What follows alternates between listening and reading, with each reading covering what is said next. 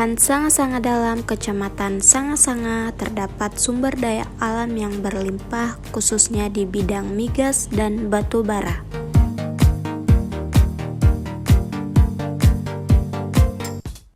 Praktik pertambangan berkelanjutan melalui good mining practice. Nah, teman-teman, mari kita simak video sosialisasi tentang praktik pertambangan berkelanjutan di SMA Negeri 1 Sanga-Sanga.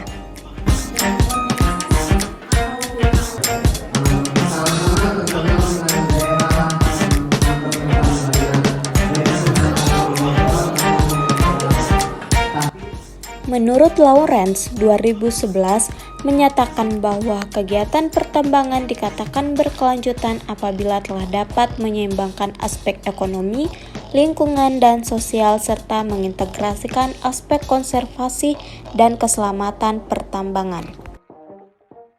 Praktik pertambangan berkelanjutan berfokus pada upaya untuk mengelola dan menjalankan industri pertambangan dengan mempertimbangkan dampaknya.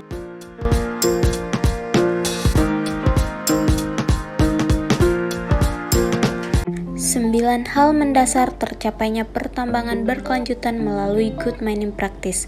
Nah, yang pertama, keselamatan dan kesehatan kerja. Beberapa APD safety yang wajib digunakan seperti helm, kacamata, lampu tambang, rompi, dan sebagainya agar dapat mengontrol bahaya dan risiko dalam setiap kegiatan penambangan. Yang kedua, aspek desain rencana tambang. Semua desain yang dirilis oleh bagian teknikal dan engineering adalah desain yang sudah dikaji dan disetujui oleh bagian geoteknikal untuk memastikan desain tersebut memenuhi standar faktor keamanan. 3. Pemilihan alat yang tepat. Hal-hal yang perlu dipertimbangkan yaitu target dan kapasitas produksi, kesesuaian ukuran antara alat gali dan alat muat, jenis pekerjaan yang dilakukan, dan kondisi material di area tambang. 4. Aspek kompetensi pekerja tambang.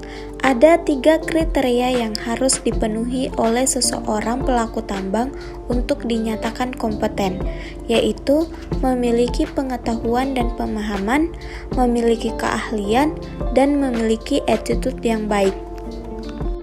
5. Dimensi dan timeline. Ada beberapa parameter kegiatan tambang yang berkaitan dengan kerangka waktu. Yang pertama, umur tambang aktif, yang kedua backfilling, dan yang ketiga rencana pasca tambang sampai kembali terjadinya keseimbangan ekosistem. 6. Biaya produksi yang kompetitif.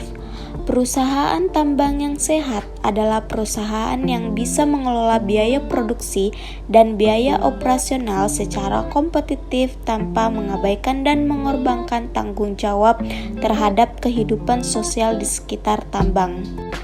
7. Aspek lingkungan dan ekosistem. Ada beberapa dampak negatif pada aspek lingkungan dan ekosistem, seperti kerusakan tanah, pencemaran air, dan polusi udara. Nah, untuk cara penanganannya sebagai berikut. 8. Aspek sosial kemasyarakatan. Tidak bisa dipungkiri bahwa pembukaan suatu lahan area tambang akan memberikan dampak yang signifikan terhadap perubahan kehidupan sosial masyarakat. Maka, keberadaan tambang harus meningkatkan kualitas hidup masyarakat yang ada di sekitar tambang. 9. Prosedur ketaatan hukum. Pertama, melakukan perizinan operasional tambang. Yang kedua, perizinan lahan seperti IUP eksplorasi, IUP operasi produksi, dan yang ketiga, perizinan pengolahan limbah.